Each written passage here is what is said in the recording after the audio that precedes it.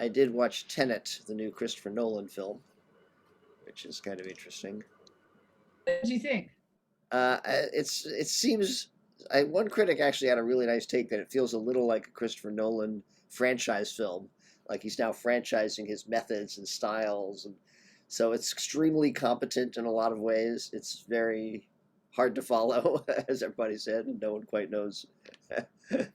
Probably if I watched it 5 more times, it would all make sense. But you know, he's a guy who works at such a crazy edge that even when he's doing a giant popular work, he's still very far out. So it was an interesting film when you look at it from the integral perspective. I don't know if it's integral or not. Have you seen it yet, Mark? Yes, I need to watch it a couple more times because his work is very, very complex. But my sense is that it is integral. Pretty much everything he makes now is integral because he's there. So, but really, this film and the last film he did, which was Dunkirk, he's really experimenting with temporal structuring in cinema. Well, that's kind of where he started with Memento. Right, but Memento was pluralistic. You know, he didn't really shift up into integral after Memento. His first few films were at the edge between pluralistic and integral. And then with the Batman trilogy, he was full on hardcore integral. And ever since, every film has been fairly integral, except for The Prestige was almost like he decided to do a exercise outside of the field. So it was integrative, but it was more normal than a lot of the others. Yeah. But one of the things about his work, which is very similar to me to Alfred Hitchcock, is that Hitchcock is great for film students because everything is up front and he's doing experiments so up front that you could see the cinematic mechanisms. And he's great to study. And Christopher Nolan, I think, is that for the integral cinema. He's like putting it out there, like, you know, like with Inception, he's literally representing the structures of consciousness in the levels of a dream and bouncing us between them, you know. So, you know, he's literally kind of putting it out in front. So his films are really wonderful to use as like teaching tools for integral structuring. Mm-hmm. Yeah, I mean, Tenet to me doesn't entirely work. I think I can understand why a lot of people find it incomprehensible. But it is, I'm sure there is a design inside of it. If you watch it enough times, you start to realize, oh, that's what's going on. Huh. Yeah, well, he's doing a lot of experiments too. So one of the things about, you know, just like with Hitchcock, I mean, some of his films are, you know, like Vertigo is like on everyone's top 10 list of all times, you know, but other films he's made are like, well, okay, you know, but still, when you watch them, it's still the quality, you know, like the power of his style is inherent in every film.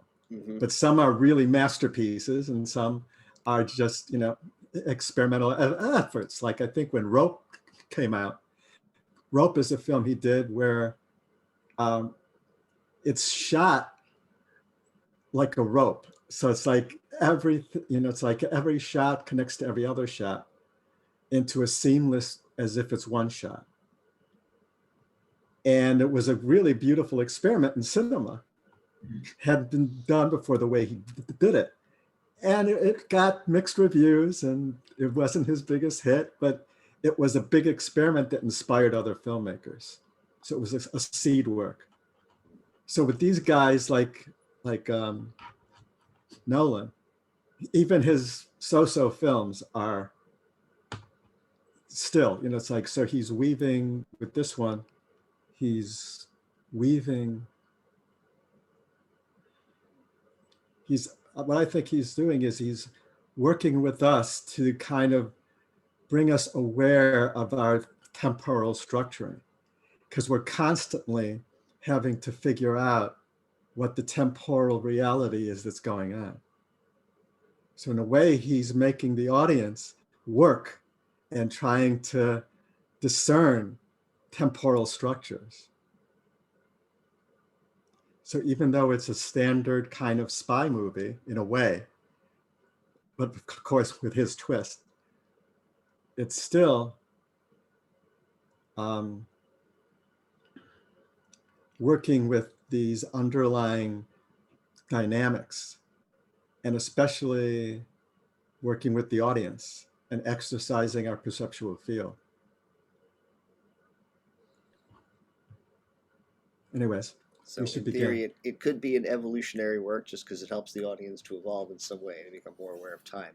Although with Nolan, there's also this phrase I heard long ago, which is too clever by half. And sometimes I get that feeling with Nolan. He's excessively clever, because I thought the first part of the film, that setup, had so much potential, and then it just became this sort of very chaotic action film in which, oh, look, we're going to have things going backwards and forwards at the same time and all this stuff. And he didn't keep it clear. He didn't keep the through line clear enough to me. So it just became, I think a lot of people responded to it more like an action film rather than a deep work, even though underneath, as you say, I think there is a deep intention going on. Yeah.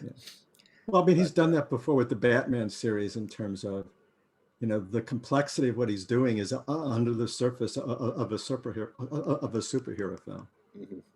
Which this kind of is. Anyway, welcome. All right, let's go. We can move ahead. Welcome to Shadow Work in the Mediasphere, the Christmas edition. Thank you guys for coming by and joining us at Conscious Good. And let me turn this over to Mark to talk a little bit about why shadow work is so critical at this time, and why we all have shadow work to do personally and as a culture and society as well. There you go, Mark. Okay.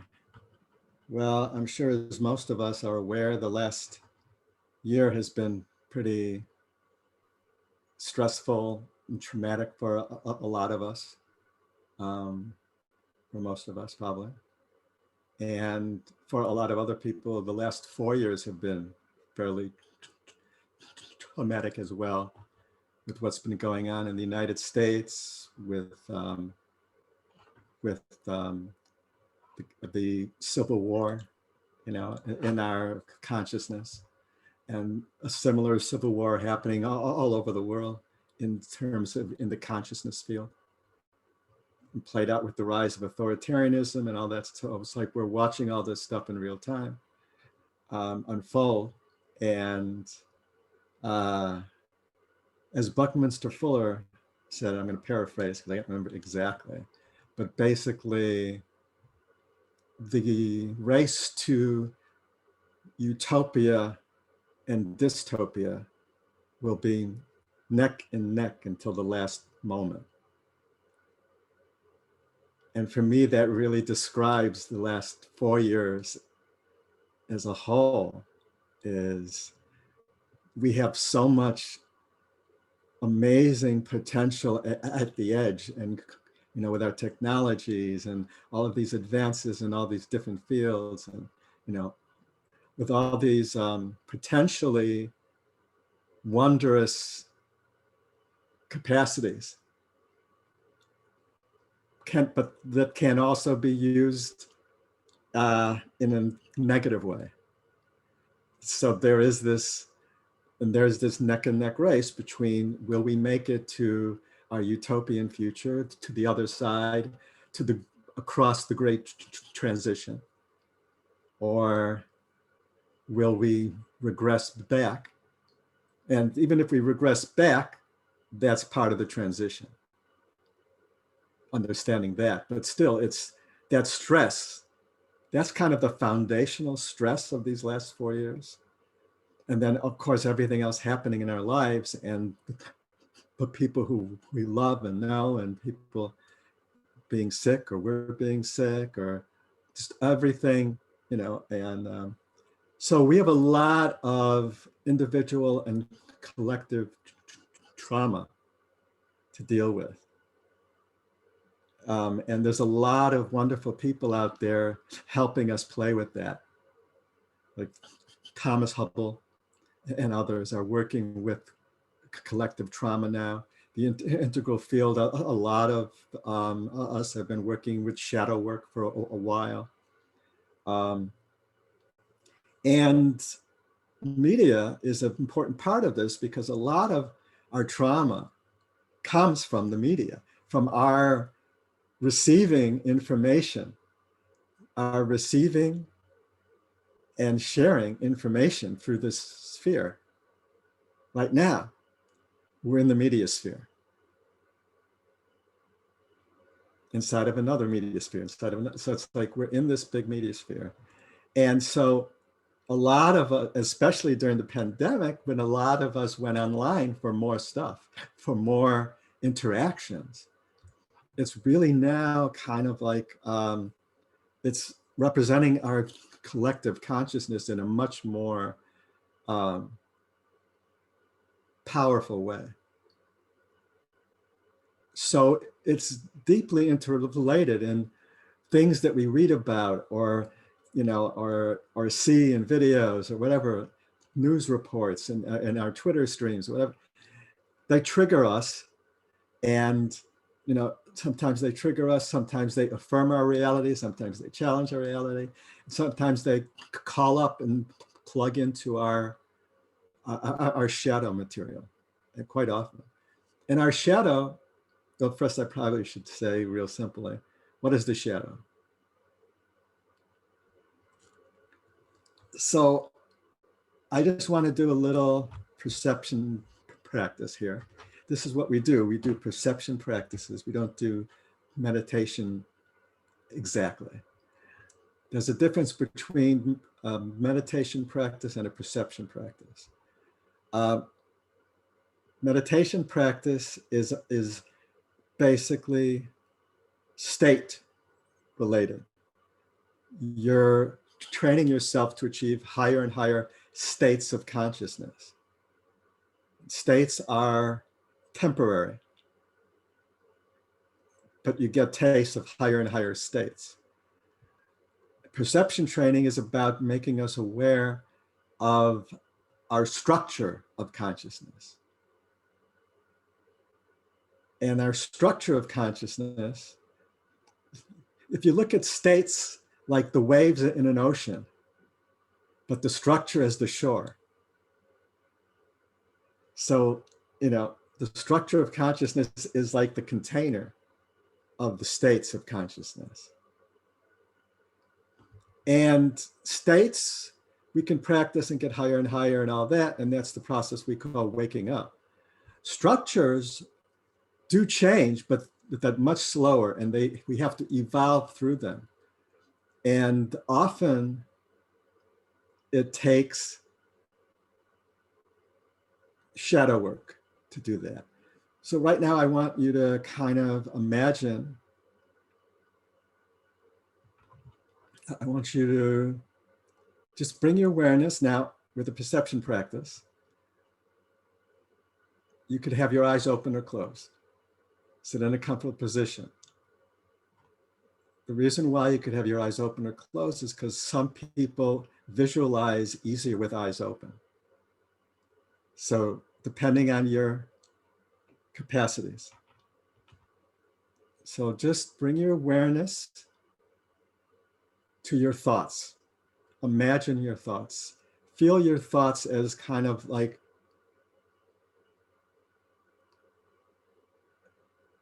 try to feel your thought field. So the information that you're hearing coming from me is coming through your ears and entering your brain, and you're processing it and you're translating it. And this is in your full awareness. So this is in your consciousness, in your thought field. Now, while this is happening, you're probably having feelings too. So expand your thought field to kind of see if you could feel your emotions and be aware of your thoughts equally in the same field. And then expand that even further to your visceral awareness, your gut, your sensory awareness, your body. So these three awarenesses are your three brains. And together, when you're consciousness of these three, that is your conscious self in that moment. See if you could feel it as a space inside your being.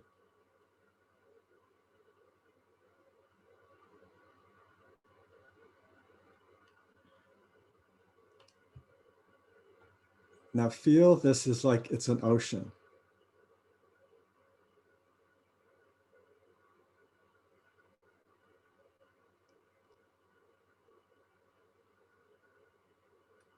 And now see if you could sense that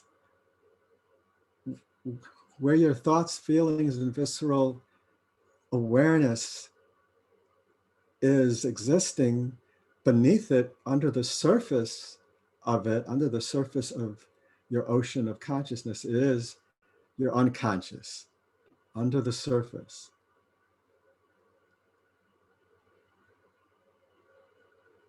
And this goes far down, deep. And the farther down it goes, the harder it is to bring it up into the conscious field. And in those depths is our shadow material. And just bring your awareness and see if you could just open up and see if you could sense anything in your life that comes to mind that you were feeling something inside that you projected onto somebody else.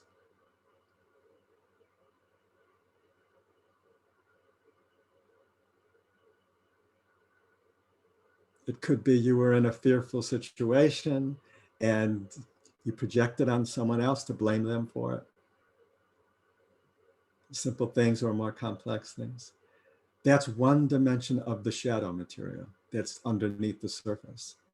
Because when we do that, we haven't fully owned it. And so it remains, its energy continues to work inside of us, under the surface. Now, see if you reflect on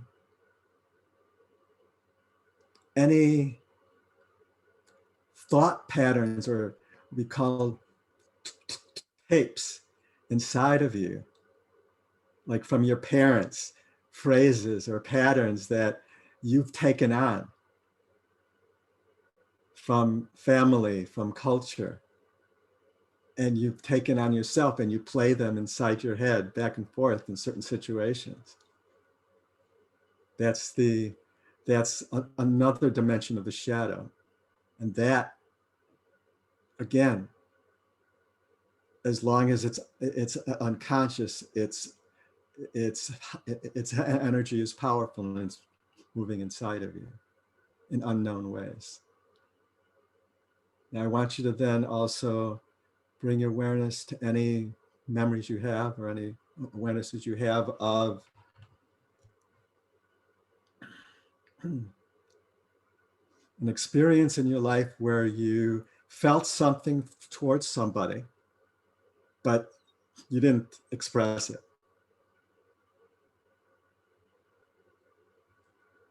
So there was something you wanted to express that you held back. And that's the third dimension of the shadow. So these are three different dimensions of the shadow that we put under the surface of our consciousness.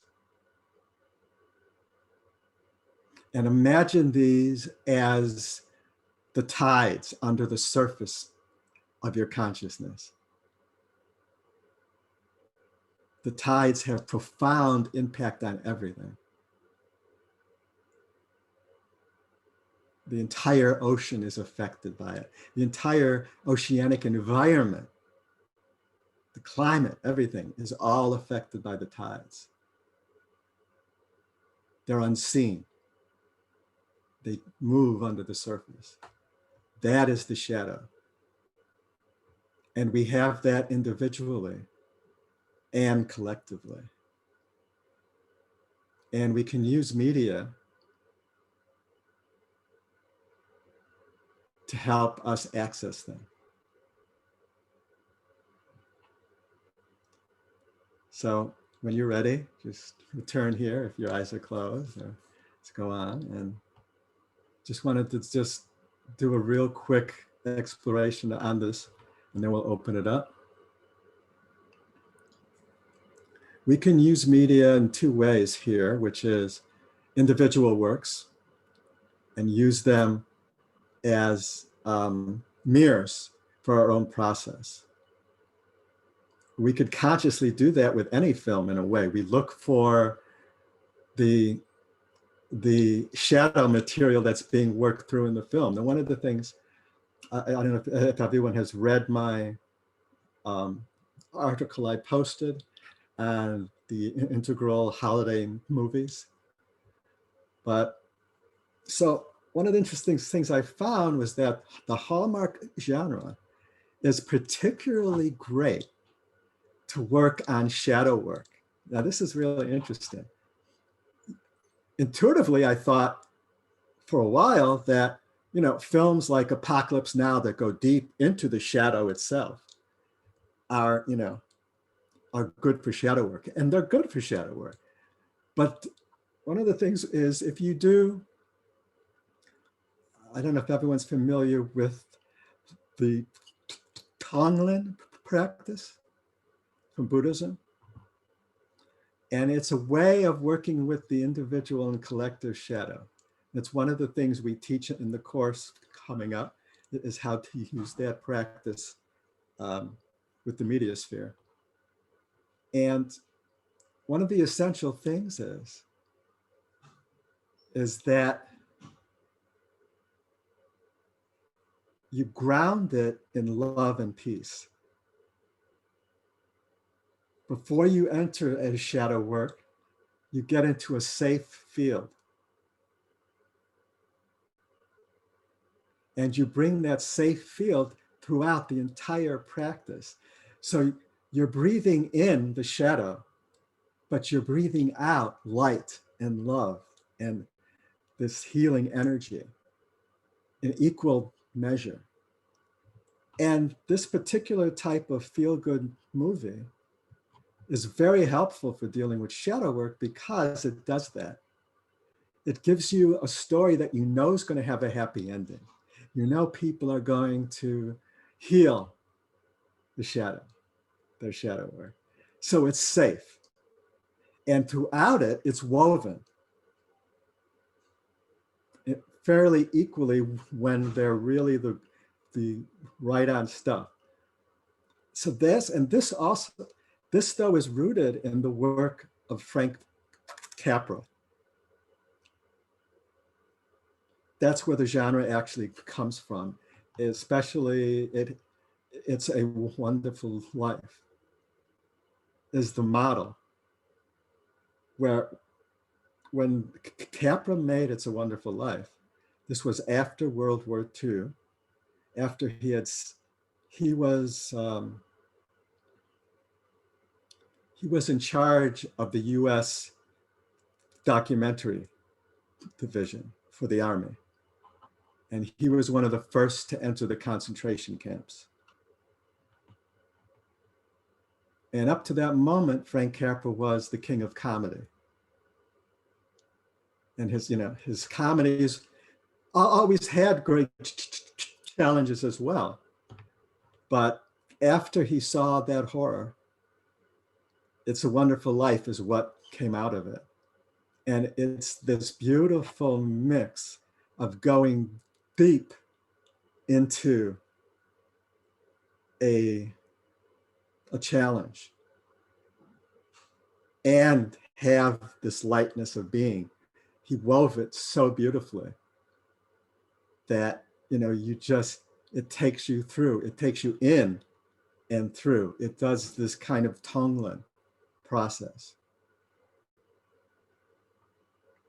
So those are so we have to feel kind of safe when we're doing the shadow work. So that's kind of one of the great things about these, and especially around the Christmas time. Now, as far as the media sphere,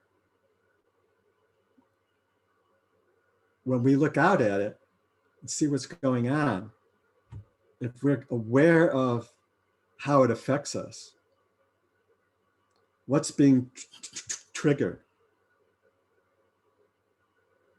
something's upsetting us, something's stressing us, that's kind of the shadow work process you can do right there. Bam. All right, what's happening? And then you do the individual work that's being triggered by the media sphere. So you're using the media sphere as kind of like your mirror of your own stuff, because what triggers you, what stresses you, what angers you, so it's like when you're aware of that, you make it a practice.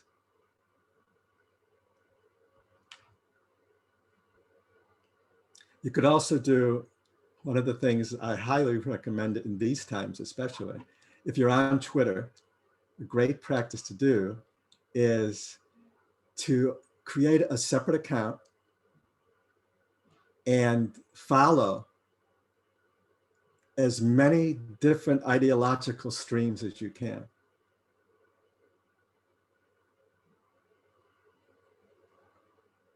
Both the traditional and so it's like, actually I was thinking of posting some of these so you can get the idea, but it's like, from Fox News to MSNBC here in the States, I don't know if they're worldwide or whatever, but also Breitbart here in the state, the more extreme ones. You want to get the full spectrum, and you want to also include some of the integral and meta modern thinkers. And so you want to get ideological span, and then you want to get perceptual span. So you want to get the perceptual span. What I'm talking about is you want to get integral thinkers, you want to get the pluralistic, you want to get the mythic. So you want to kind of see if you could capture that. And it's a great meditation process or a perceptual field process that as things unfold, you watch that stream and you'll see how the different reality bubbles are responding. And that creates an objective field where you can almost sense the collective shadow. You can see it's like, so you could see, often what you really learn right away is that it's once again, it's the 10 people watching an accident. There's 10 different accidents. So you see all these multiple perspectives around every event. But this is a beautiful transformative process, just like the Sufi story of the elephant and the blind man. Has everybody heard that? I'm assuming that. So, well, real quick, 3 blind men head into a forest, come to a clearing. One of them reaches out, they all 3 reach out and try to sense things as they walk. And the first one hits a wall, a flat, solid space. Goes, wait, there's a wall here. The second one tries to go and feel it, but all of a sudden they're like holding this cylinder towards the ground, and they're like, no, it's a tree. Then the third one comes, and he tries to grab onto it or feel it, and he feels this undulating tube, and he goes, oh my God, it's a snake. And at that moment, and this is my spin on the story. At that moment, a old woman walks in, looks at them, and basically says, "Why are you guys feeling that elephant?" So this is a great way for us to see the elephant. We step a little bit outside the field when we see all the different blind men trying to understand the situation. And using the Twitter field to do that is really quite powerful because of its structure, that it's this real-time stream that keeps going, and and basically it's a great tool for that. So those are different ways we can play with it and use it. Of course, in the main course, we'll be unpacking this even further. But so now I want to open it up to musings, questions.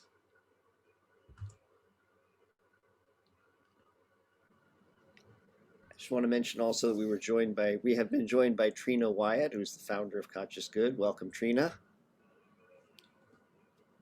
I don't know if she's...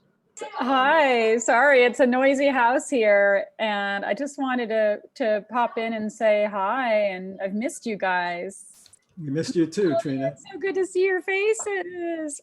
I promised my son I was going to take him out for a hike, so that's why I'm in my hiking gear, but sending you all lots of love. Thank you. Okay, continue. I love hearing you, Mark Allen. Thank you, Trina. Thanks. So I was going to add also, there's another holiday film if you want to see one that's a little bit more out of the mainstream. There's one called Collateral Beauty. There was a film with Will Smith that was widely hated. It came out a few years ago about an advertising executive who is grieving the loss of a child, and so his other colleagues in the advertising company decide to try to help him out. And it's a very sort of strange film, but if you see it through this lens, this evolutionary lens of an act of media shamanism to help deal with the trauma, it becomes far more clear what it's doing. And I think it's actually not a bad film.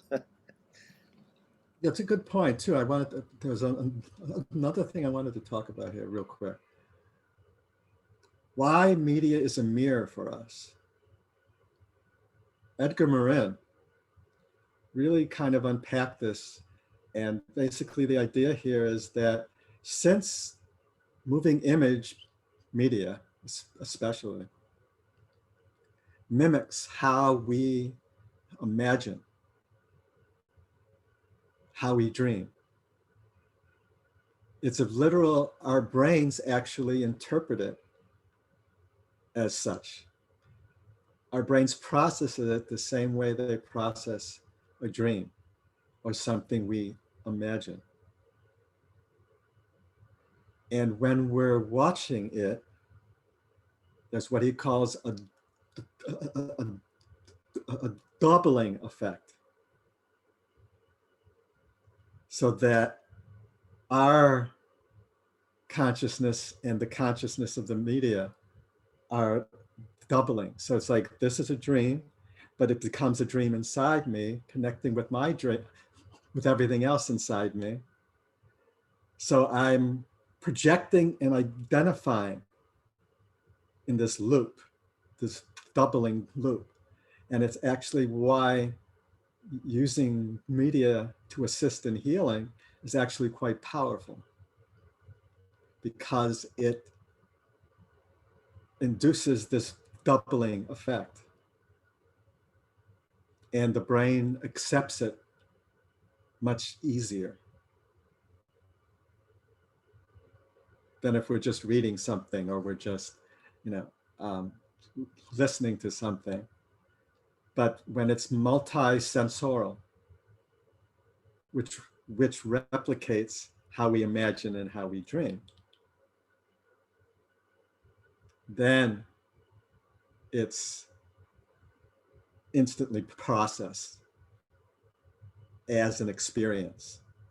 And the more immersive it is, both technologically and psychologically, the more that penetrates us.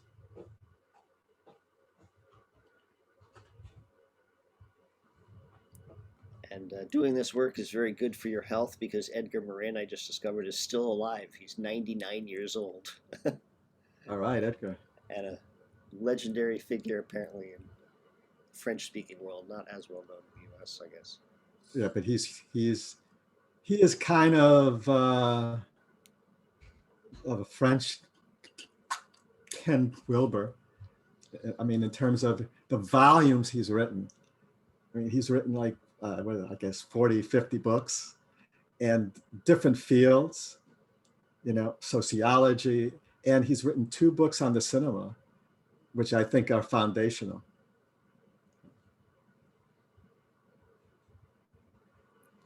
Is there anybody? Any thoughts? Oh, yes, Michael. We can't hear you. Can't hear you, brother. You can post in the chat if you want.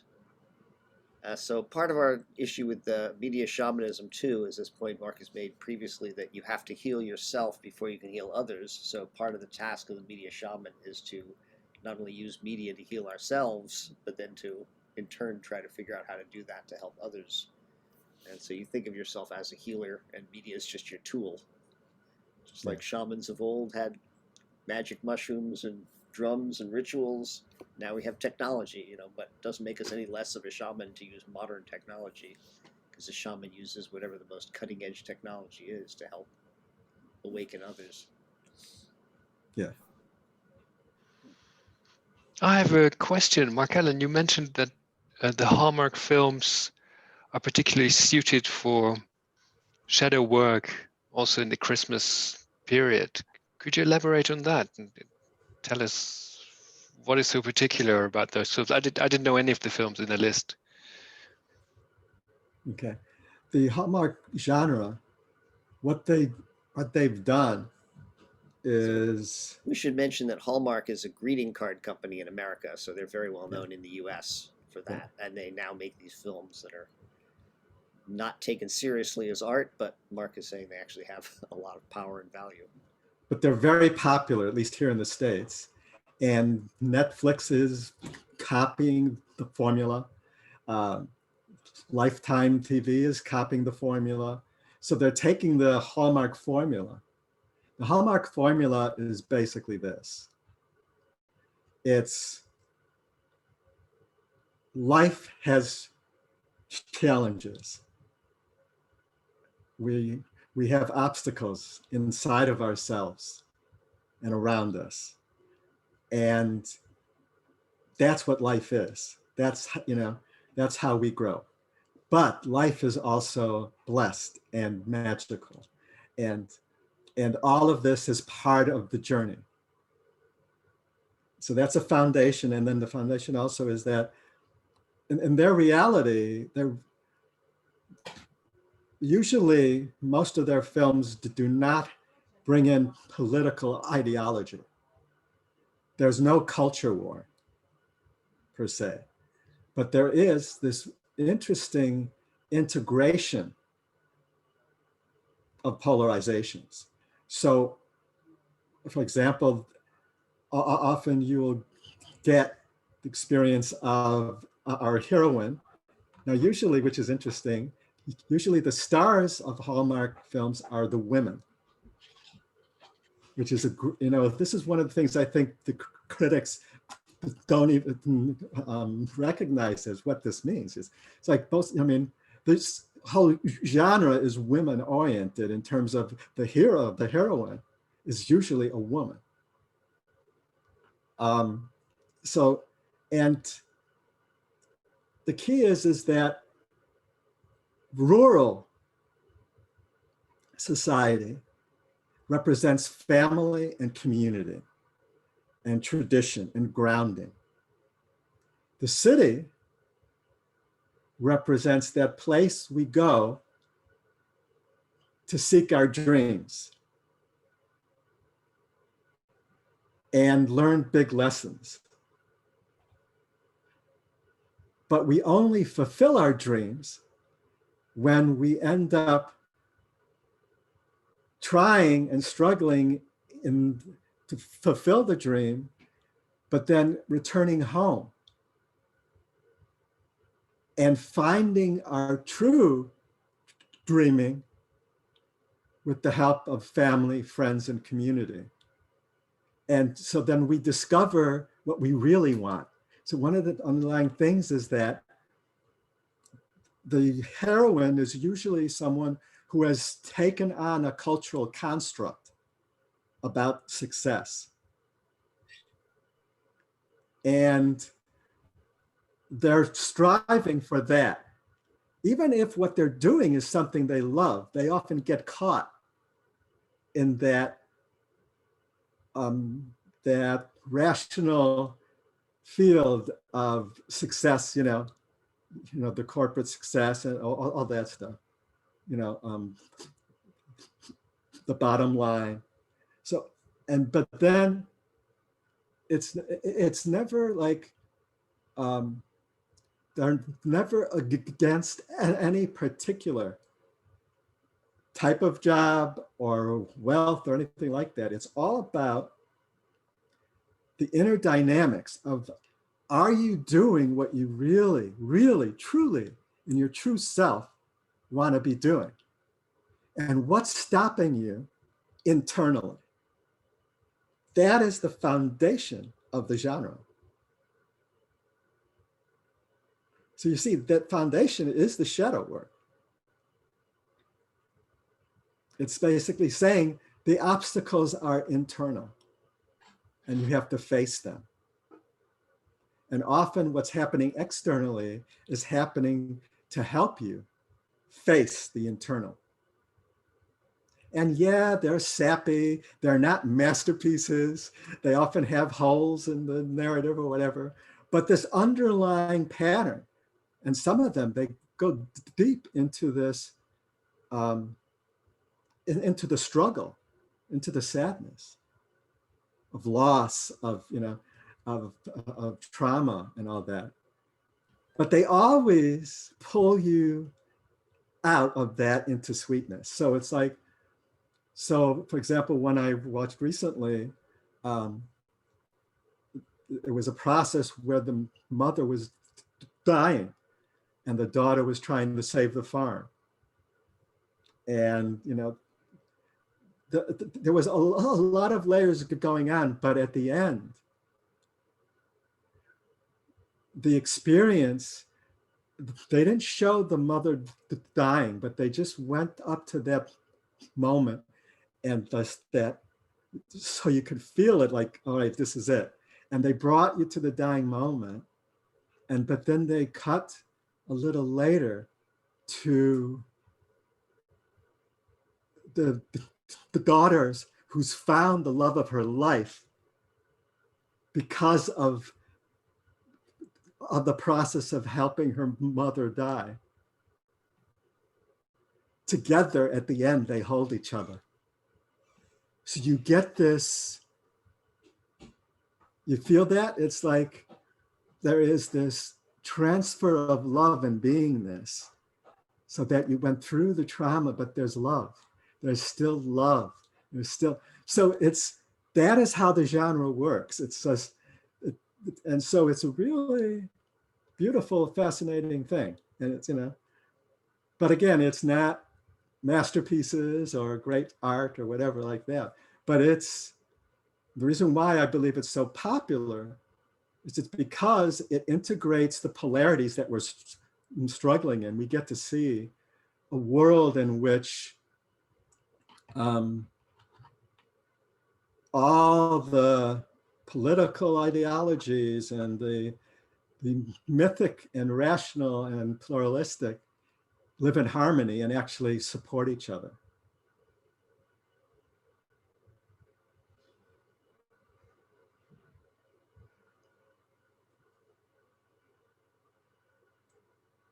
I have a question. This is such a beautiful conversation. I mean, not conversation, just talk of yours about the Hallmark movies. And I remember reading a woman who, I think she's a cartoon artist, talking about how the heroine's journey versus the hero's journey, Mhm. and that she was wishing that there could be a new heroine's journey because of the difference between the two, that the woman usually is dealing with something where their journey is to end up right where they were in a different way versus bringing change to the whole outer world in the way that a hero can do. And I thought that was really interesting. Is it really that gender specific? Has it been like that in films, or have there been films that are about a woman character that are more of the hero's journey? There's been, um, well, you're dealing with the dance between agency and communion, Oh, mhm. the masculine and the feminine. And the goal of the hero's journey, the masculine journey, is agency, or the process is agency. So the hero's journey is about agency, finding the grail. There's an object, there's a goal, there's a target, there's a direction, there's an action. And communion, the heroine's journey, is about communion, because that's the feminine. And communion is, the goal is relationships. The goal is heart opening. The goal is, an internal, is either a individual or a collective internal thing. So it's an awakening of your own self. It's an awakening of how you are in relationships, how you are in the world. It's a connecting of relational fields. So that's kind of the foundation between those journeys. So the heroine's journey, the goal is communion, the goal and process. So it's a communion process. Now, there are filmmakers experimenting with an integration of those, and most integral filmmakers integrate the two. So you'll get this combination of agency and communion. One filmmaker that has been spearheading this is Ava DuVernay, the African-American woman filmmaker who's really exploring this beautifully. And let's see, well, in pretty much all of her films, she is constantly shifting between moments of agency and moments of communion. Often she will have us in an agency moment and then shift it into a communion field, put it on hold kind of, and then the agency is redirected because of the communion. So she's really experimenting with this beautifully. You may have heard us talk about this with Wrinkle in Time, which is a Hollywood film, which is sort of an action-oriented film. There's a task, which is to find her father, but there's also a lot of moments of communion throughout that between the women as they do this. So it's an unusual action film, and a children's film, so it's an entrainment for children as well. Now, it's a really tricky thing. I mean, her film was brilliant, but it failed at the end because she didn't get the balance right between agency and communion. There was at the climax, she shifted into communion too soon. But again, just like Christopher Nolan, she's a brilliant cutting edge filmmaker exploring the further reaches. So sometimes it works, sometimes it doesn't, but the effort is important.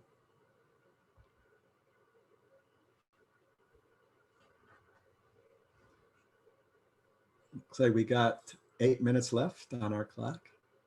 So anybody else? Hmm. Well, I'm curious, or anybody else, sorry, I should. Well, no, you too. No, you know, you could go. Anybody else? Oh, Okay. yeah. I'm just finishing up reading a book that I hadn't thought about it, but it reminds me very much of this conversation about American history by Jill Lepore, a Harvard historian. And she talks about the development of the printing press and how people's voices started to get this amplification in culture. And then she's starting into Alfred Hitchcock. It goes all the way from and so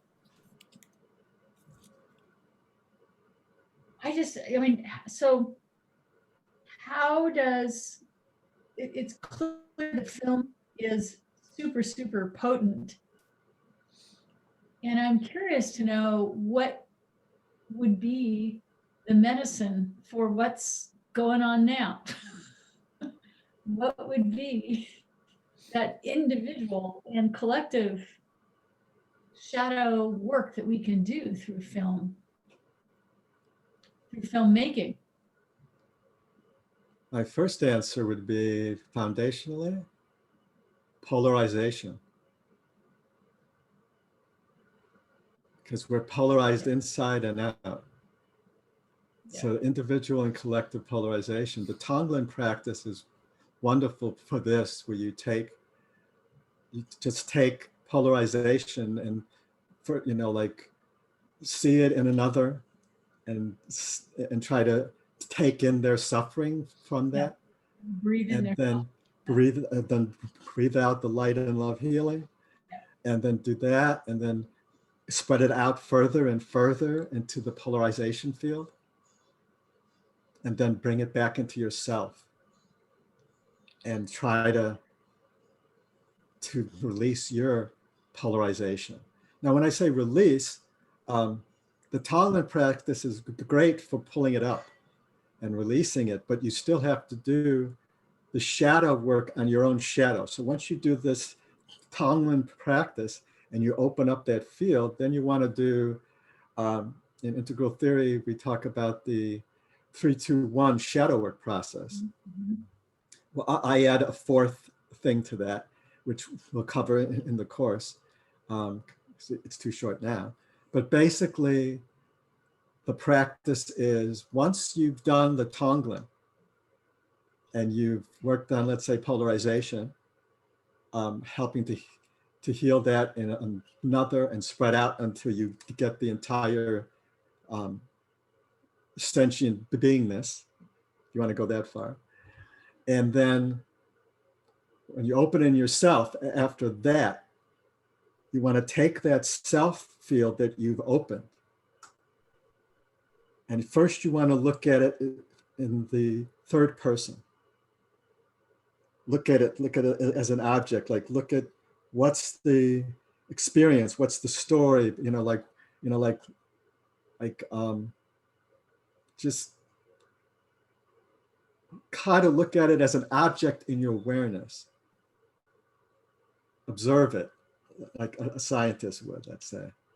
Mm-hmm. And then you shift into a second person field with it in relationship to it. So imagine you're sitting at a table and, as Ramdas said, have tea with it. Talk to it, ask it what's the lesson it has for you? What is it trying to say to you? Listen to it,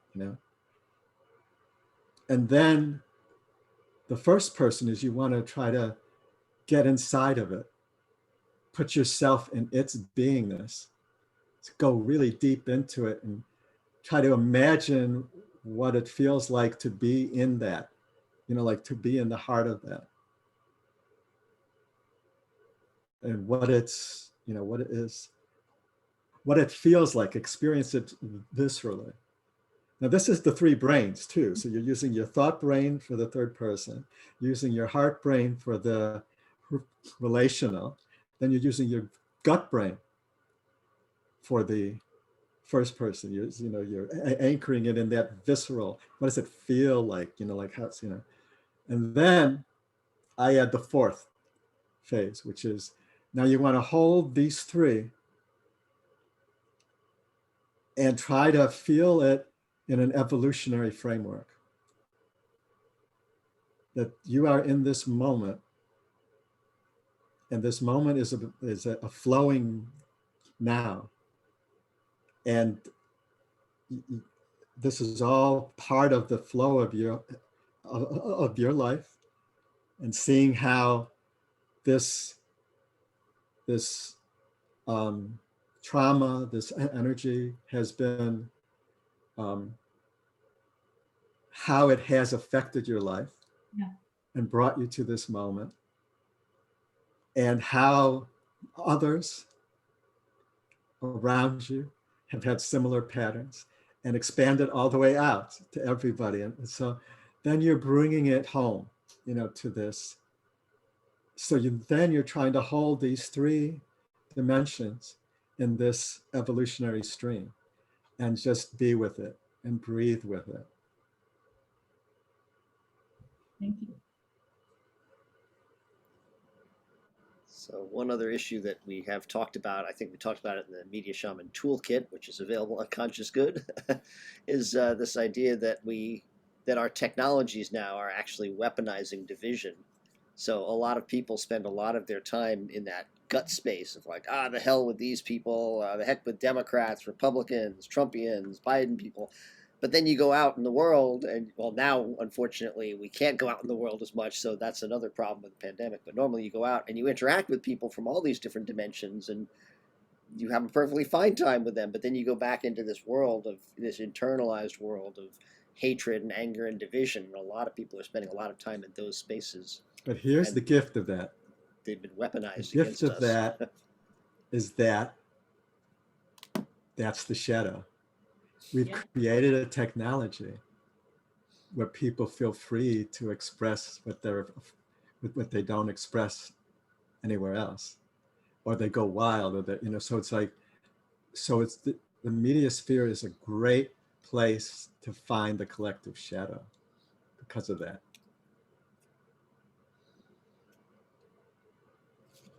You could post anonymously, or you can, you could say things and don't have the so it's really part of the evolutionary shift we're going through. This is all perfect as it is. It's all contributing to, it's all the grist for the mill of our enlightenment, as Ram Dass would say, or it's all the sand inside the oyster shell, right? That's making the pearl. I just listened to a talk this morning by Zen Roshi, and he was talking about that resistance in the mind to, feeling the polarity. That's pride. I thought that was an interesting way of referencing that, like that instinct. It's like a self-referencing resistance. Yeah, well, actually, to try to transcend polarity taps into our essential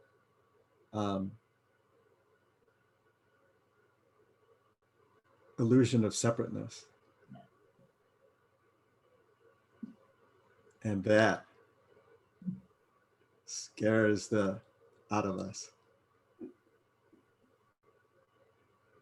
We desire union, but we're terrified of it because it probably means that we're no longer going to be a separate individual self some way. So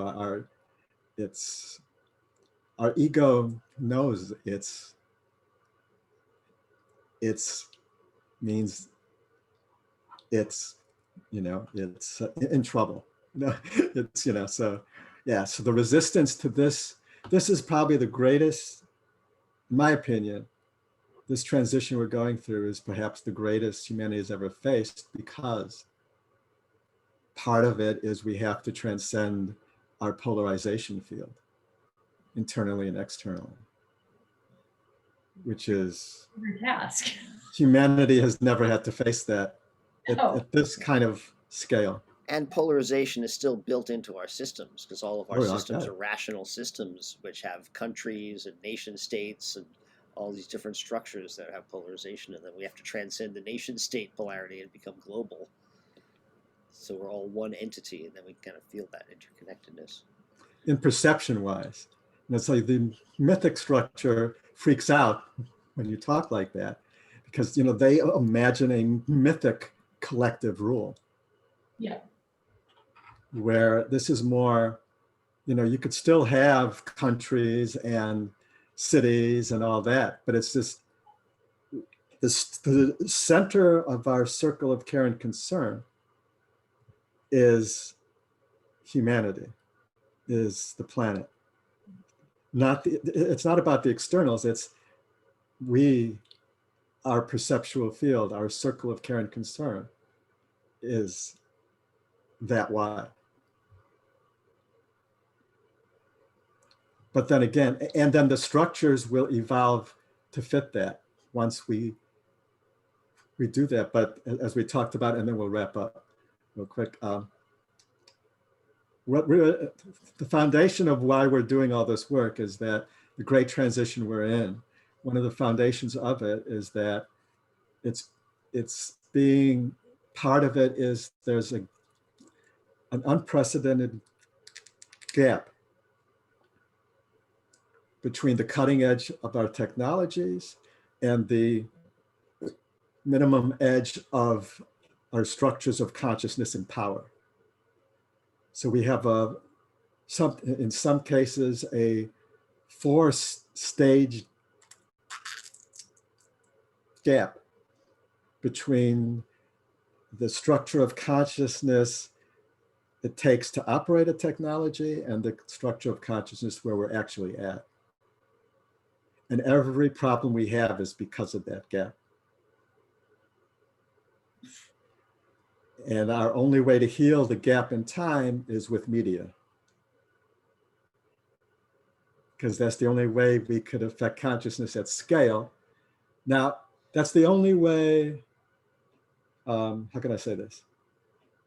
It's the second to only way. The other way is a lot harder, which is that enough of us make the shift so that the collective self field itself shifts. But these are two connected because media is our vehicle for sharing that awakening. Mm-hmm. Mm-hmm. So they're intertwined. So what's going on is we need to awaken as many individual cells in our collective being that it takes to make the tipping point.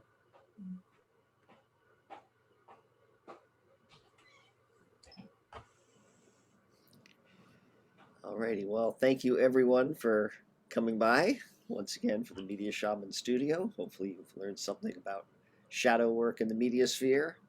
You can always go to mediashaman.org, which is our site where we have our class that we have coming up in January for those who are interested. And also the Media Shaman Toolkit is up on Conscious Good Creators Network. And hopefully you all have a peaceful, healthy, and happy holiday season. Stay safe, stay well, stay awake. Right.